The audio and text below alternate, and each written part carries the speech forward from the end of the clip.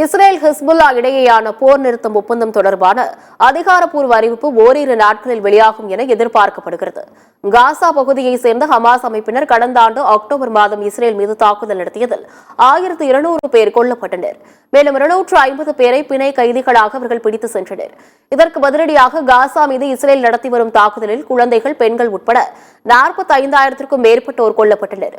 Hamas அமைப்பினருக்கு ஆதரவாக லெபனானை சேர்ந்த Hezbollah அமைப்பினர் இஸ்ரேல் மீது தாக்குதல் நடத்தினர். இதனால் லெபனானில் உள்ள ஹிஸ்புல்லா முகாம்கள் மீது இஸ்ரேல் தாக்குதல் நடத்தி வருகிறது. இதனால் மத்திய கிழக்கு பகுதியில் பதற்றம் நிலவி வருகிறது. இஸ்ரேல் பிரதமர் பெஞ்சமின் நெதன்யாகு, முன்னாள் பாதுகாப்பு அமைச்சர் யோகவ் கேலன் மற்றும் ஹமாஸின் ராணுவ தளபதி முகமது டெய் ஆகியோருக்கு எதிராக சர்வதேச நீதிமன்றம் பிடிவாரண்ட் பிறப்பித்தது. இந்நிலையில் ஹிஸ்புல்லா அமைப்பினருடன் போர் நிறுத்த ஒப்பந்தம் செய்ய இஸ்ரேல் முடிவு செய்துள்ளதாக ஐநாவுக்கான அந்நாட்டு தூதர் டானி டடான் தெரிவித்துள்ளார். ஆனால் இதுகுறித்து இறுதி முடிவு எடுக்கப்படவில்லை என்றும் பிரதமர் தலைமையில் இன்று கூடும் அமைச்சரவை கூட்டத்தில் முடிவெடுக்கப்படும் என்றும் தெரிவித்துள்ளார்.